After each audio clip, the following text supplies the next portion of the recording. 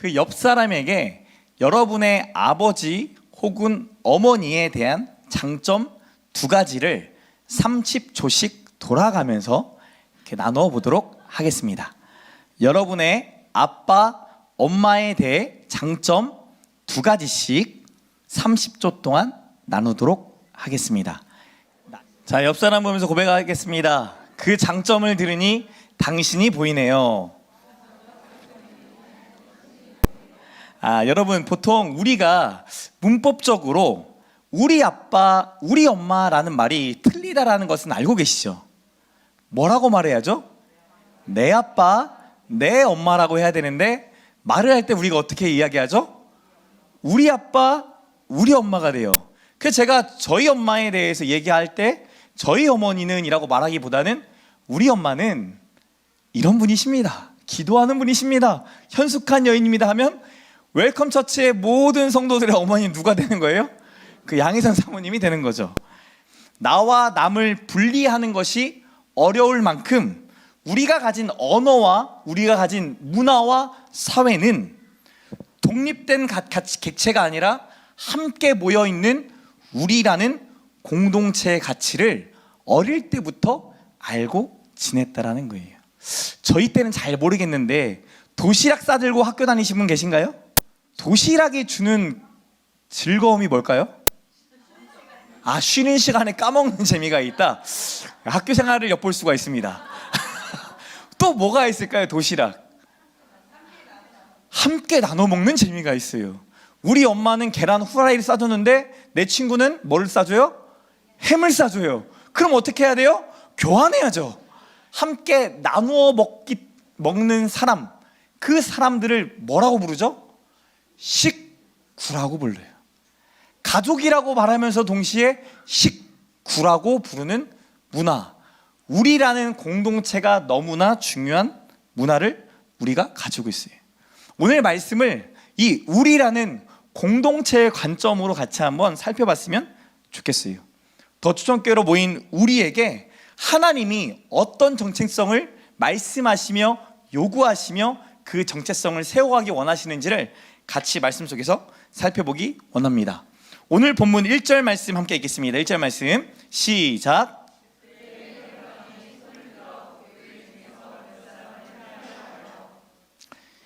교회를 향한 핍박이 스데반으로 인해 끝났던 것이 아니라 지속되고 있었다, 더 심화되고 있었다라는 것을 성경이 말을 합니다. 계속해서 교인들을 해하는, 죽이는 일들이 일어나고 있다는 거예요. 결국 2절에 보니까 요한의 형제 야고보를 뭘로 죽이니라? 칼로 죽이니라. 말도 안 되는 살인이 이 유대 사회에서 당연스럽게 여겨지고 있습니다. 야고보의 죽음에 교인들은 피눈물을 흘리지 않았겠습니까? 억울하고 침통하고 분노했겠죠. 동시에 한편으로는 무섭고 혹시나 그 다음 차례가 내가 되지는 않을까라는 두려움도 있었을 겁니다. 그러나 3절에 보니까 유대인들이 이 일을 기뻐하는 것을 보고 베드로도 잡으려 할새 때는 무교절 기간이라 말씀합니다. 아이러니하게도 사람이 죽임을 당했는데 유대 사람들은 좋아라 합니다. 기뻐합니다. 야고보의 죽음을 당연하게 여기고 있습니다. 죽어 마땅한 사람이다 라고 유대인들이 생각하고 있는 거죠.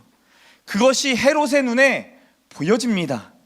자신들의 유익을 위해서라면 얼마든지 우리가 되는 사회를 보았고 내게 주어진 힘, 권력을 얼마든지 남용해서라도 세워질 수 있는 사회가 있으며 종교적으로 선민의식에 매몰된 사회가 그의 눈에 보였고 사람을 죽이고 사람이 죽는 것이 아무렇지도 않은 인간됨이 상실돼 버린 사회가 이 헤롯 왕의 눈에 보였습니다.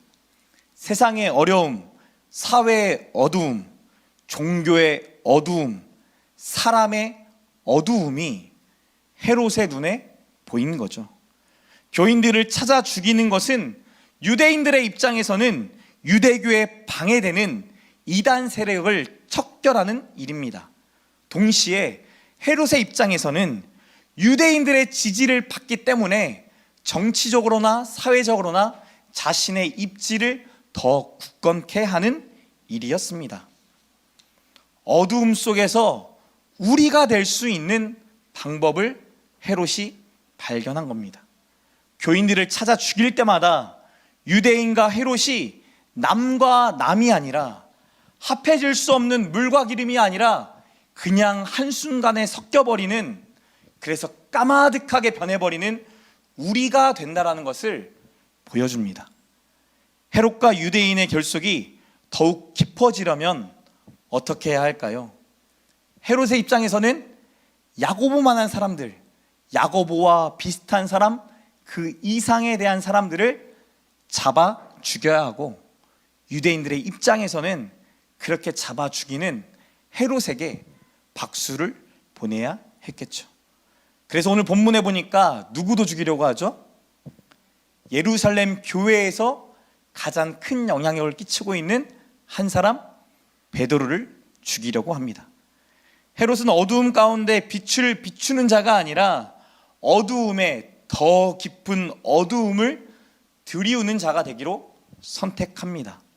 우리가 되기 위해 결과적으로 자신을 위해 선이 아니라 악을 행하기로 선택합니다.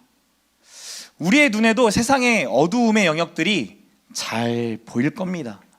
사회의 어두움이 보이고, 종교의 어두움이 보이고, 사람의 어두움이 보일 때가 있습니다. 이 어두움을 마주쳤을 때 여러분에게는 세 가지의 선택사항이 있습니다. 이 어두움을 그냥 지나칠 것인가, 아니면 더 큰 어려움을 가져오게 할 것인가, 아니면 그 어두움에 나의 작은 빛이라도 비출 것인가. 오늘 성경에서 악을 선택했던 헤롯은 유대인들의 지지를 얻고 그들과 함께 우리가 되었지만, 그의 최후에 대해 12장 23절에 이렇게 기록합니다. 뭐에게 먹혀 죽으니라? 벌레에게 먹혀 죽이니라. 벌레만 또 못한 자였기 때문에 벌레가 벌레를 먹듯 벌레에게 먹혀 죽임을 당했다라고 이야기합니다. 여러분이라면 어떻게 하시겠어요? 헤롯의 눈에는 우리가 될 수 있는 악한 방법이 보였지만, 저와 여러분에게는 우리가 빛낼 수 있는 선한 방법들이 여러분의 삶 가운데 보여지기를 축복합니다. 이 세상에 참 어두움의 영역들이 너무나 많아요. 어제 우리 은실 성도님과 토요일 날 아침에 이야기를 나누면서 참 심리적으로 불안한 아이들이 너무나 많이 있고, 정서적으로 너무나 불안정한 삶을 사는 아이들이 너무나 많고, 그러다 보니까 심리 상담가가, 정신과 의사가 너무나 필요로 한 시대가 되어버렸다는 거예요.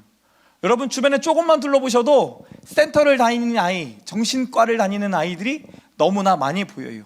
잘못된 게 아니죠. 병원에 가야겠죠.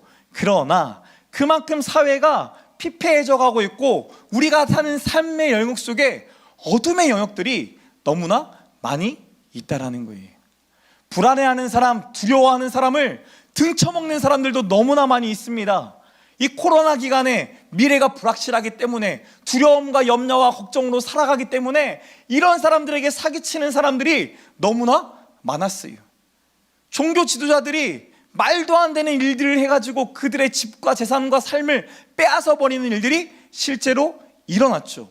어둠의 영역을 만져서 빛의 영역으로 만들기보다 어둠 속에 더 어둠을 짓누르게 해서 마치 내 삶이 아무런 의미가 없는 것 마냥 살아가게 하는 사람들이 너무나 많다라는 거예요. 제 개인적인 소망이 있어요. 나중에 덧촌교회가 하나님 안에 교회가 교회되게 점점점 세워져 갈 때 상담센터를 꼭 차리고 싶어요. 상담센터를 차려서 정말 영적인 그늘 아래 있는 자들, 감정의 그늘과 감정을 요동치는 그 모든 것들을 할 수 없는 그 자들을 품고 싶어요.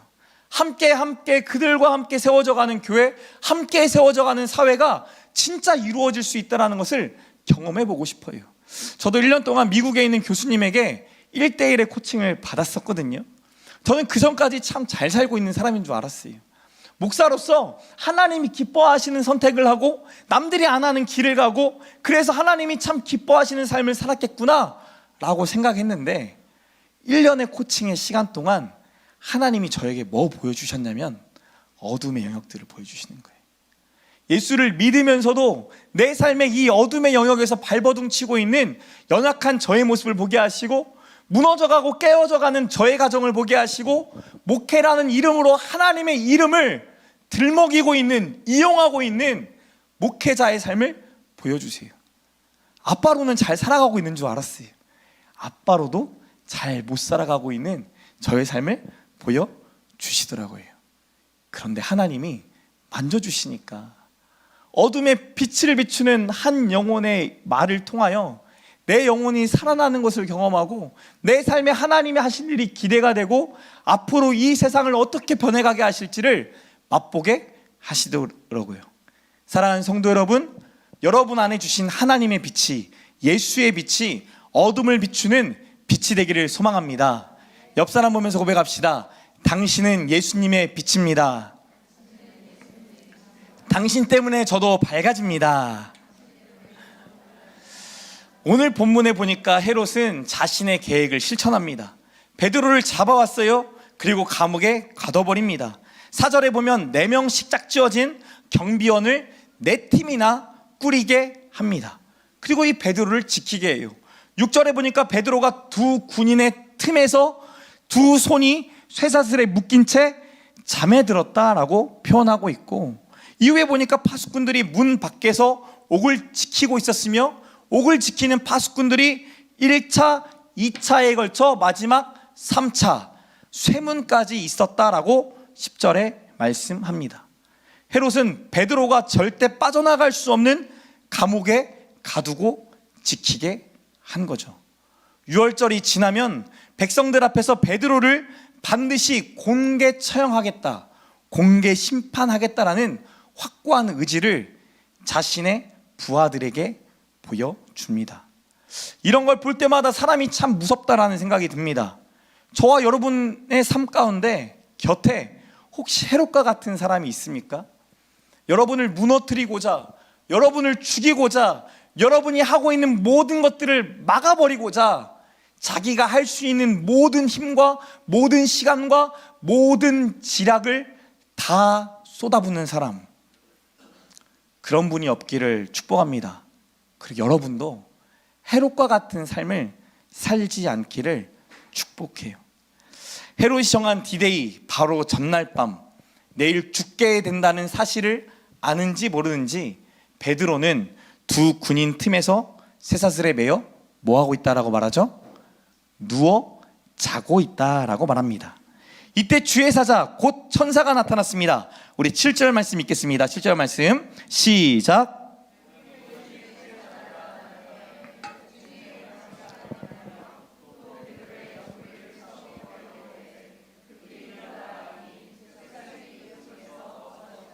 이어 8절에 천사가 이르되 띠를 띠고 신을 신으라 하거늘 베드로가 그대로 하니 천사가 또 이르되 겉옷을 입고 따라오라 한대. 9절에 베드로가 나가서 따라갈새 천사가 하는 것이 생시인 줄 알지 못하고 환상을 보는가 하니라 말씀합니다. 잠결에 마치 꿈을 꾸는 것 마냥 환상 같았던 일들이 이미 일어나 버렸습니다. 천사가 나타나 그를 따라간 것도, 저절로 쇠사슬이 벗겨지고 옥문이 열리고 철문이 열리는 것도 환상 같은 일이었습니다. 더군다나 베드로가 나가는 동안 그를 지키고 있던 사람들, 1차, 2차, 3차에 걸쳐 그를 바라보고 있던 사람들이 그가 나가는 줄 알지 못했습니다. 절대 불가능한 일, 일어날 수 없는 일이 지금 일어났다라고 성경이 증거합니다. 베드로가 제정신이었다라고 한다고 한다면, 와, 대체 어떻게 이런 일이 일어날 수 있지? 왜 갑자기 쇠사슬이 풀리지? 문이 저절로 열리네? 저거 쇠문 아니야? 쇠문까지 열린다고? 라고 소리쳤을 것이고 놀랐을 것이고, 놀랐기 때문에 발각되지 않았을까요? 여러분 방탈출 게임 해보셨습니까? 제가 여기에 있는 몇 분하고 방탈출 게임에 가봤는데요. 방탈출 게임에 가둬요, 사람을. 방에 넣고 난 다음에 그 방 안에 있는 곳에서 클루 하나씩 어떤 실마리들을 풀어갈 때마다 다음 미션, 다음 미션, 다음 미션, 그리고 마지막에 그 문이 쫙 열리게 됩니다. 그럴 때 사람들이 어떻게 하는지 아세요? 하나 할 때마다 와, 야 우리 천재인가 봐, 야 우리 이것도 하고, 야 대단하네, 역시 두세 사람 모이니까 뭔가 역사가 일어난다. 문이 열리면 와 함성을 저질러요. 근데 대다수는 어떻게 돼요? 탈출을 못하고 갇혀요. 아, 우리가 보여도 이것밖에 안 되는구나 라고 넘어갈 때가 참 많이 있는데, 바울의 입장에서 이 탈출할 수 없었던 이 방을 탈출하고 나가서 보니, 정신을 들고 보니 이런 고백을 하게 되는 거죠. 11절 말씀 함께 읽겠습니다. 11절 말씀 시작.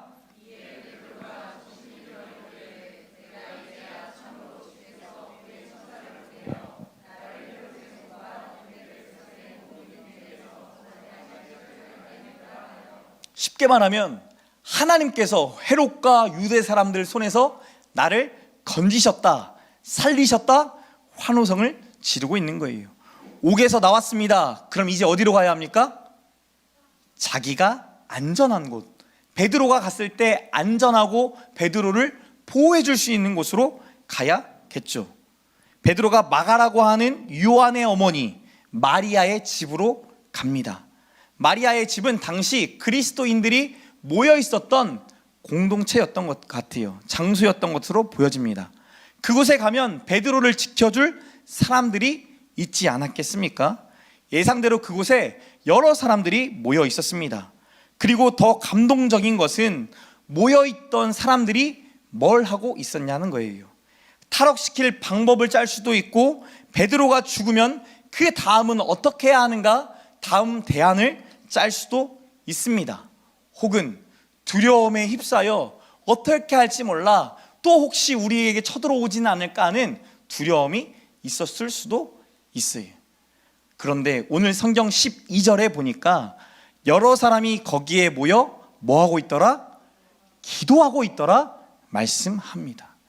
풀려나 도망친 것도 감사하고, 다시 보지 못할 수도 있는 동역자들을 다시 보게 되어 감사하지만, 무엇보다 누구를 위해?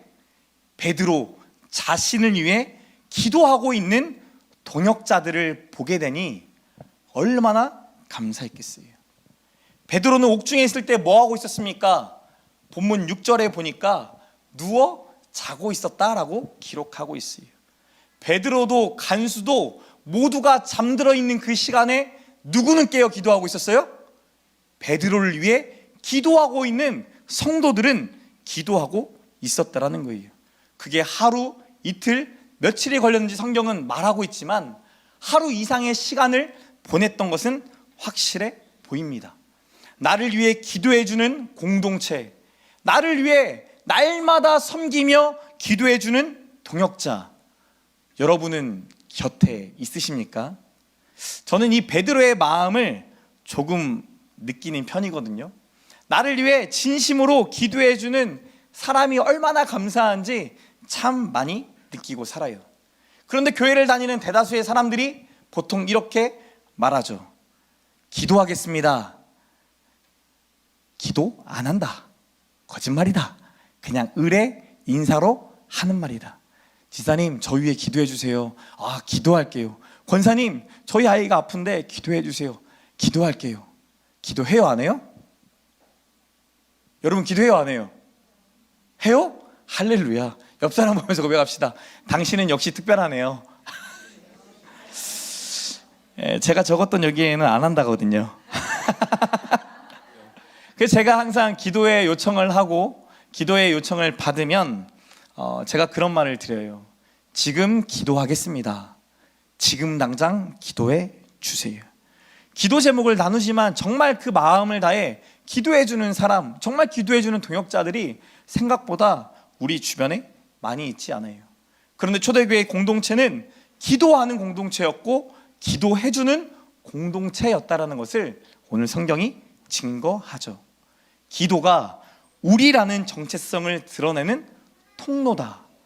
교회는 기도하는 사람들이 모여있는 공동체다라는 것을 보여줍니다. 그런데 어느 순간부터 기도할게라는 말이 인사말이 되어버렸고, 진심으로 진실되게 기도해주는 사람들이 한 명, 두 명 사라지기 시작합니다. 그래서 여러분도 누군가의 기도 요청을 받으시면 그 자리에서 잠시 짬을 내요. 화장실로 가, 다른 곳으로 가, 그 시간에 기도하는 하나님의 사람들 되시길 축복합니다. 여러분, 어머니의 기도는 절대 땅에 떨어지지 않는다라는 말 들어보지 않으셨어요? 제가 그 증인이에요. 저희 어머니의 눈물의 기도를 제가 정말 많이 들었고, 새벽마다 한 번, 두 번 울 수는 있잖아요. 새벽마다 같이 새벽 예배 가면 저희 어머니는 항상 울고 있었어요. 옆에 계시잖아요.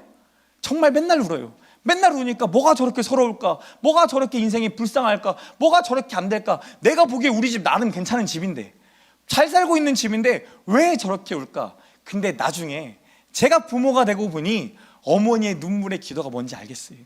그 간절한 마음이 알겠고, 하나님 간절히 이 기도만큼은 꼭 들어주세요. 우리 강렬이 위해, 우리 지혜 위해, 우리 자녀와 우리 성도들 위해, 우리의 힘으로는 안 되는 이 영역들을 하나님께 맡겨드리니 하나님 꼭 응답해 주세요 라는 그 기도가 이해가 돼요. 자녀를 위해 밤낮 없이 눈물로 기도하는 어머니의 기도는 반드시 이루어진다. 믿으십니까? 그 전제가 뭐예요? 어머니는 반드시 자녀를 위해 뭐한다? 기도한다라는 전제를 가지고 있어요. 저도 이게 너무나 감사한 사람 중에 한 명이잖아요. 하나님께서 많은 어머니들 가운데 저에게도 특별한 어머니를 주셨어요. 근데 또 특별한 어머니를 호주에도 주셨고, 수원에도 주셨고, 안산에도 주셨고, 서울에도 주셨어요. 이분들은 저를 위해 매일같이 기도해 주세요. 목사님, 오늘도 새벽 예배 가서 목사님 위해 기도하고 왔습니다.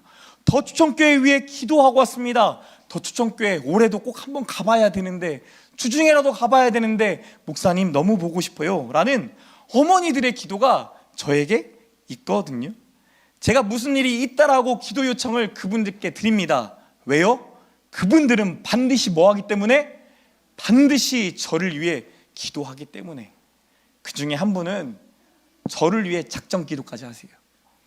내가 목사님을 위해 금식합니다. 목사님을 위해 몇 시부터 몇 시까지 30일 동안, 2달 동안, 100일 동안 하나님 앞에 작정하고 기도합니다. 여러분, 마음이 어떻겠어요? 너무 행복하죠. 너무 감사하죠.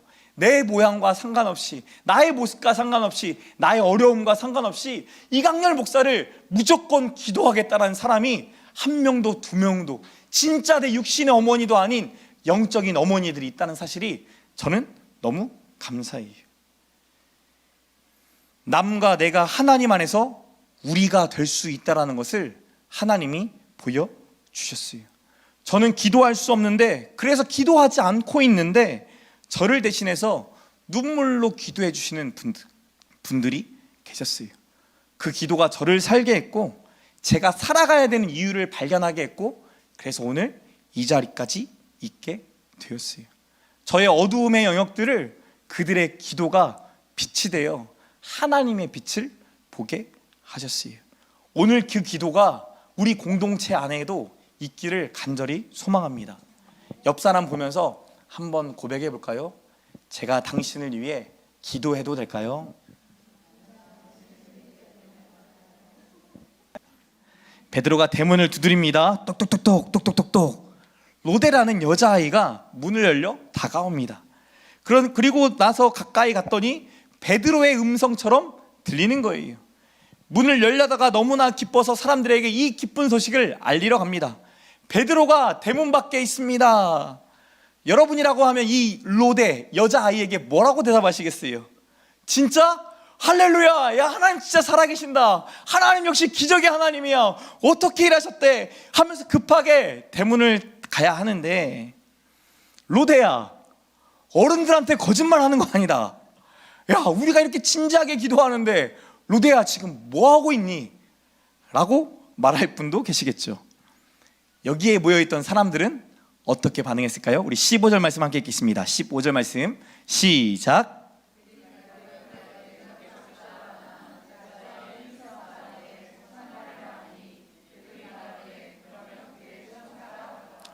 네가 미쳤구나. 너 미쳤어. 미친 소리 하고 있네. 베드로의 천사일 거야 라고 말하는 거예요. 로데아의 마음이 얼마나 상처가 됐을까요? 로데의 마음이 저는 개인적으로 막 느껴져요. 사람들이 로데의 말을 믿지 못했어요? 기도했는데 왜 믿지 못했을까? 기도하는 사람이 정말 맞는가? 정말 응답을 원하면서 기도하고 있는가라는 의문이 들 수도 있습니다. 어떤 학자들은 기도하면서 믿지 못하는 성도를 질책하기 위해 사도행전 저자인 누가가 이것을 기록하였다라고 말하는 사람이 있고요. 또 어떤 학자는 베드로가 풀려나기를 기도했던 것이 아니라 베드로가 믿음을 지키고 순교하기를 교회 공동체가 기도했다 라고 주장하는 분도 계세요. 무슨 말이에요? 배교하지 않고 믿음을 지키고 잘 죽어라 기도했다는 거예요. 여러분, 누가 죽어라 라고 기도해 보신 적 있으세요?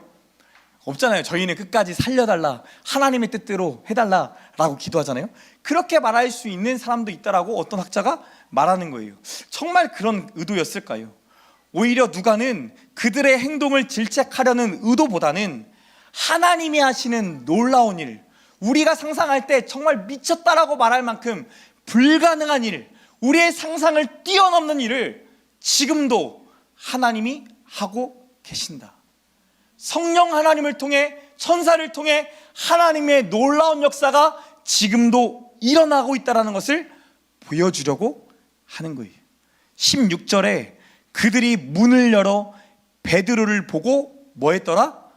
놀랐더라 라고 표현하면서 17절에 베드로는 이 놀라운 일을 누가 하셨다? 주께서 하셨다라고 전해요. 나도 놀랐던 그 일, 나도 환상이라 여겼던 그 일을 누가 하셨다? 우리 주께서 하셨다라고 말하죠. 그리고 17절에 야고보와 형제들에게도 이 사실을, 이 일을 전해달라 요청하고 떠납니다. 믿는 우리도 놀랄 만한 일들이 일어나고 있어요. 우리의 상상을 초월한 하나님의 능력과 권능이 이 땅 가운데 그의 백성들에게 일어나고 있습니다. 기도하는 공동체와 함께 하시는 우리 하나님을 여전히 맛보게 하세요. We fam, we are family라는 주제로 우리가 지난주 MT를 갔다 왔잖아요. 작년에 이어 올해도 회비가 없다라고 제가 중간에 바꿨죠. 그런데 제 마음에 걱정이 돼요, 안 돼요? 되죠. 작년 예산 거의 300만 원 들어갔거든요. 280 몇만 원이 들어갔는데 작년에도 후원으로만 다 채워졌어요. 작년에 하나님이 보여주셨어요.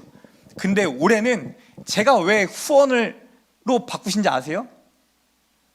그동안 우리가 올 한 해 동안 주변에 섬겼던 게 너무 많았어요. 성도들이 정말 열심을 다해 힘을 다해 헌금해가지고 그 헌금한 돈으로 주변의 교회들을 섬기고 목사님들을 섬기고 주변의 이웃들을 섬기는 일들을 너무 많이 했어요. 그러다 보니까 목사인 제 마음이 어떤 마음이 드냐면 하나님의 복된 일이고 하나님이 기뻐하실 일이지만 우리 성도들에게 물질의 부담감이 있지 않을까. 그럴 것 같으면 차라리 교회 재정이 마이너스가 나더라도 그냥 후원으로 하자. 그리고 진행을 하는데 대략 예산을 세워보니 얼마가 들어가요? 300만 원이 들어가요. 제 마음에 막 두근두근 떨리는 거예요. 아, 어쩔 수 없다. 드디어 이번 달 마이너스 재정을 경험하게 하시는구나. 내가 더 엎드려 기도하게 하시는구나 라는 마음을 하나님 주시는데요. 맨 처음엔 동건이한테 이랬거든요. 제가 동건아, 청년 애들한테 연락 좀 돌려봐. 후원하라고 했는데 양심이 있지. 지들이 그동안 15만 원 내고 40만 원 누렸으면 1, 2만 원이라 더 하게 연락 좀 해봐. 제가 말했거든요. 부끄럽죠.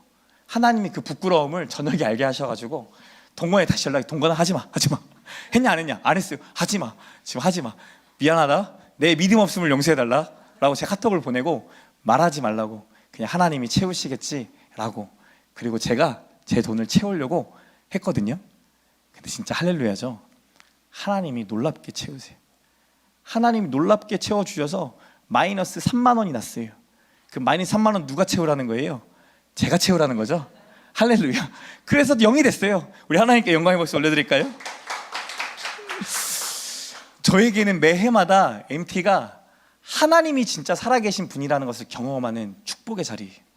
단순히 먹고 즐기고 놀고 우리가 우리됨을 경험하는 자리인 것을 넘어 진짜 하나님이 오늘날에도 일하시는구나, 더 추천교회 일하시고 우리 성도들의 가정 가운데 일하시고 우리 자녀들 가운데 일하고 계시는구나 라는 것을 보게 돼요. 이번에 우리 아이들과 갔던 썸머 리트릿 수련을 마치고 난 다음에 강도사님과 전사님께 부탁드렸어요. 너무나 힘들고 버겁겠지만 우리 아이들 한 사람 한 사람, 여러분들이 3박 5일 동안 봤던 새로운 모습, 그리고 하나님 안에서 발견했던 모습들을 좀 적어서 부모님 한 사람 한 사람에게 가정통신문을 전달해 주면 좋겠습니다. 대학생 이후에 가정통신문 받아보신 분 없죠? 저희 교회가 최초예요. 일부러 하는 거예요. 여러분의 가정, 일상을 살다 보면 보이지 않는 자녀의 모습들을 사역자들은 어떻게 보게 하셨는지, 내가 보지 못하는 영역들을 하나님이 어떻게 보게 하시고 그들 가운데 일하고 있는지, 우리 자녀에게 하나님의 놀라운 주의 오른손이 있고 하나님의 은혜가 있고 하나님의 기적이 흘러가고 있다는 것을 여러분이 발견하고 하나님께 엎드리는 저와 여러분 되시길 축복합니다. 우리는 하나님이 함께하는 공동체예요. 옆 사람 보면서 고백합시다. 우리는 하나님이 함께하는 공동체입니다. 하나님은 우리 하나님이십니다. 한 번 더 믿음으로, 하나님은 우리 하나님이십니다. 이번 한 주 살아가시면서 그 우리 하나님이 믿어지고 경험되고 누리게 되는, 그리고 하나님 앞에 기도하는 저와 여러분 되시길 축복합니다.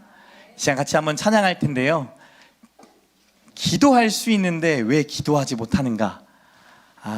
이유가 있죠. 정말 기도가 안 나올 때가 있어요. 근데 너무나 감사한 사실은 오늘 우리가 이 자리에 있을 수 있는 이유는 누군가가 우리를 위해 기도하기 때문이에요. 사랑하는 다민이가 저렇게 졸려가지고 엄마 앞에 머리를 기대고 애교를 부리고 살을 비비는 것 알죠? 엄마는 뭐하니까? 받아주니까. 하나님도 우리의 그런 모습을 받아주세요. 지쳐서 기댈 수도 있고 졸려서 넘어질 수도 있고 혹은 잘못된 선택이 하나님의 얼굴을 가리는 일일 수 있지만, 그럴 때 우리를 위해 기도해줬던 누군가 때문에 오늘 우리가 이 자리에 있어요. 같이 찬양하시면서 우리도 누군가를 위해 기도하는 공동체, 우리 공동체가 되기를 축복합니다. 사랑이 많으신 하나님 감사합니다. 우리가 될 수 있을까? 세상에서는 자신의 유익을 쫓아 살아가야만 우리가 되고, 그렇게 생겨난 우리 공동체도 유익이 사라지면 쪼개집니다.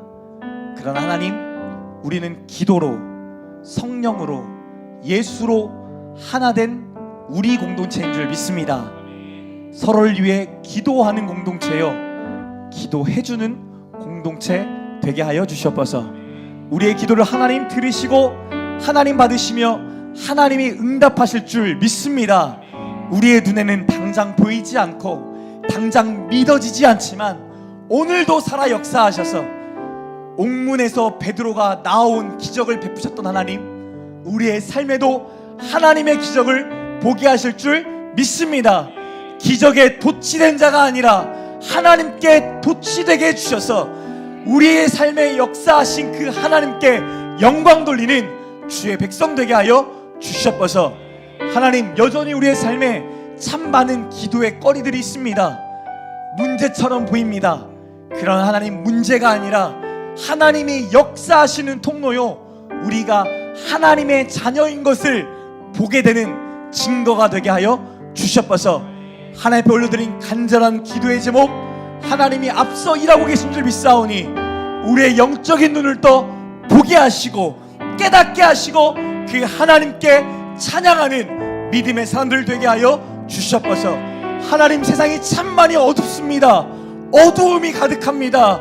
어두움이 가득한 이 세상 속에 우리 자녀들이 어떻게 살아갈까 염려가 되고 걱정이 되지만, 우리의 염려의 입술을 주님께 기도의 입술로 바꾸게 해주셔서 어둠의 영역을 빛을 비추게 하는 자녀들 되게 하시고 하나님의 사람으로 서게 하여 주시옵소서. 그렇게 일하실 것을 믿습니다. 감사드리며 사랑 많으신 예수 그리스도의 이름으로 기도드리옵나이다. 아멘.